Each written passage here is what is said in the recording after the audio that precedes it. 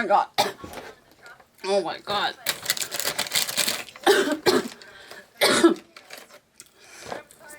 So good though. Jesus Christ.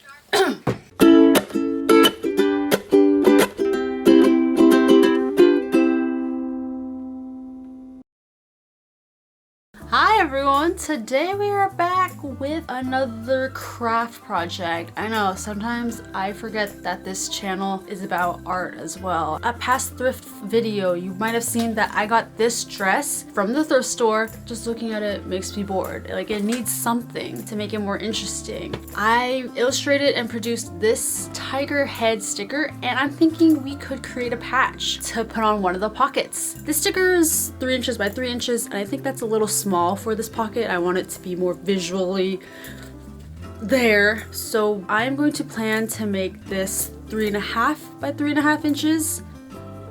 So let's just get started. So there is my sticker as a reference, and because I want my patch to be kind of thick and sturdy, I'm embroidering onto a scrap of denim that I have laying around.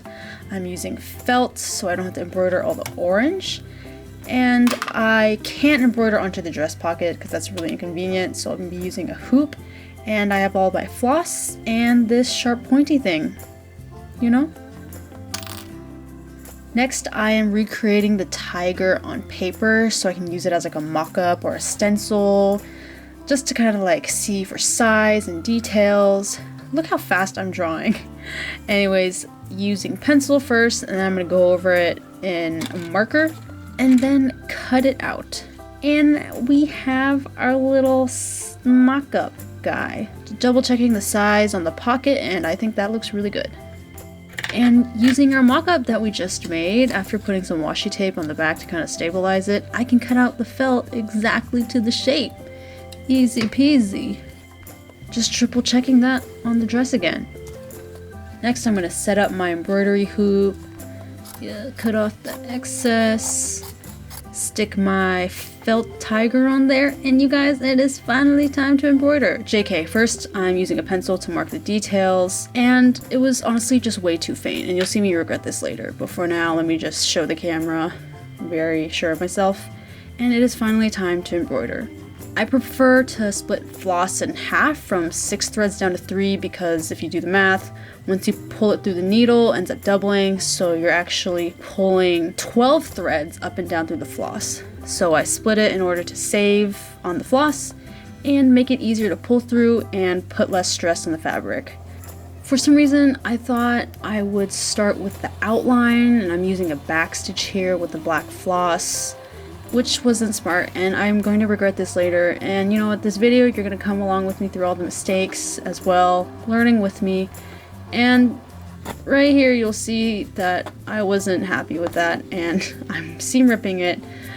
And you know what, honestly, my embroidery skills are kind of subpar at the moment. I haven't done it in a while, so we're going to start over.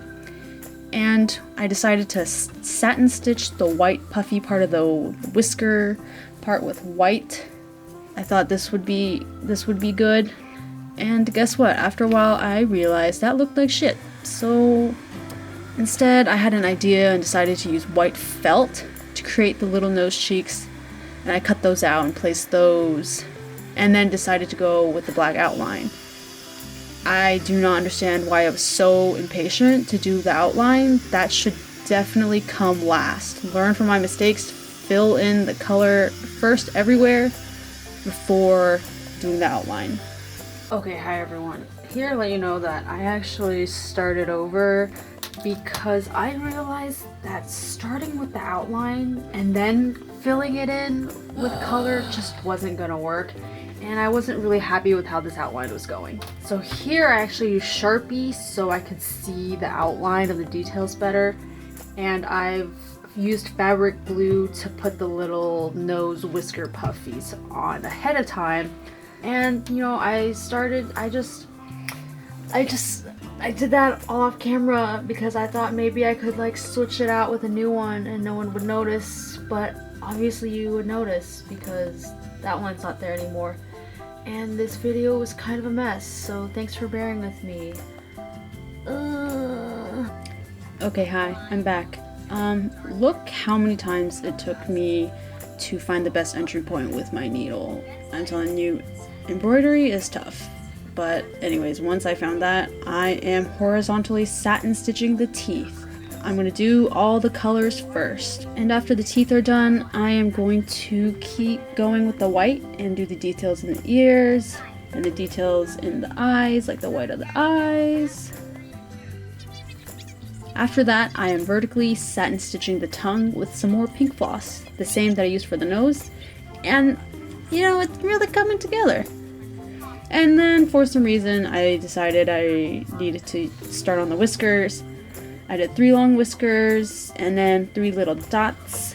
After that, I continued with the black to make the little details around the nose and the eyes. Bonus points if you can tell what I'm watching. And it is really coming together. And next, I am horizontally satin stitching the tiger stripes.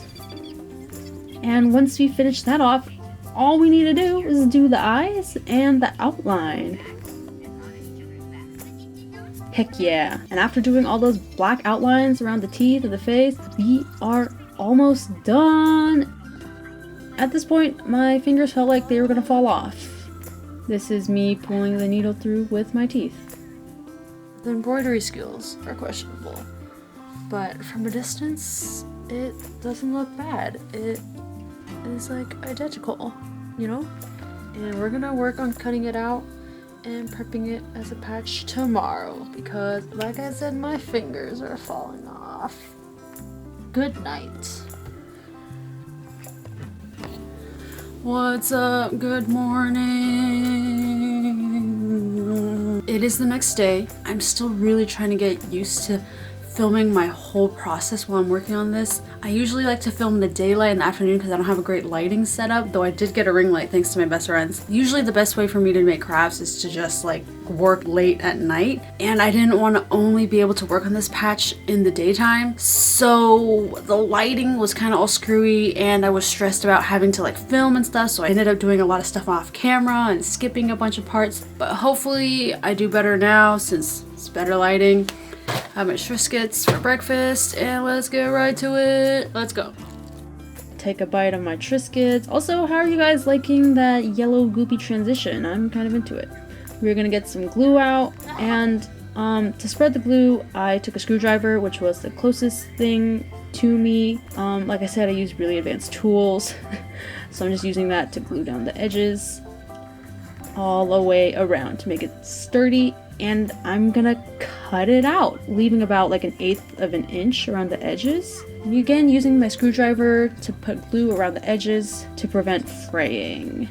And oh my god, this is a patch, you guys. And the last thing we gotta do is use my black floss to create like an outline. I don't know, I just kind of wanted to do that to give it like a real patch feel. I decided to actually sew on a piece of like cloth to the back too, just to like, I don't know, hide all the craziness and the knots in the back. Thought it might make it easier to glue on. And I'm actually using the whole floss here, all 6 threads, to make it nice and thick. And we're gonna cut off all the excess thread and trim off the white cloth. Trim that off.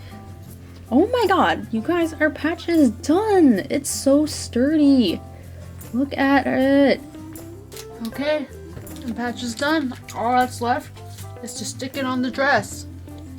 Hi, I'm down here. So in some cases, you can put like hot glue on the back of these and then use an iron-on to like melt the hot glue onto the garment. But I really don't feel like doing that right now. This patch is thick enough as it is. I don't want to risk ruining anything with the iron. I have in the past. But yeah, we're just gonna go the easy route and glue it on. So I'm using permanent fabric adhesive and it's not coming out, so obviously a huge glob came out after a few seconds, obviously. So I spread all that out, and you know what's next? We just stick it on to the dress. And you know, press it a million times to make sure that it's really stuck on there. Okay, Gonna let that Gonna let that fabric glue dry under a couple books, and then later we're gonna try it on and see how it looks. I'm stoked! Alright, handmade patch on one pocket. I was thinking about putting it on both sides, like making facing ones, but I think this is loud enough, and it also took me so long. So I think I'm gonna be really happy with just this patch. Yes, and hopefully this will be fine through washes. It'll be fine. Overall, super happy with how it turned out. I think it's really cute. And I was thinking about adding something else to this other pocket to maybe balance it out, but I kind of want to keep the focus on this patch. When, you know, people first see it, patch is staying on great, and I think it is so cute. It is standing out so well from the rest of the dress. I guess this wasn't like super thrift flippy because not much actually changed about the actual piece. But hey, I still added something to it, and it is no longer boring to look at. If you want to see more DIY crafts, you want to see more thrift flip-ish things, then please give this a thumbs up and subscribe, and I'll see you in my next video. See ya!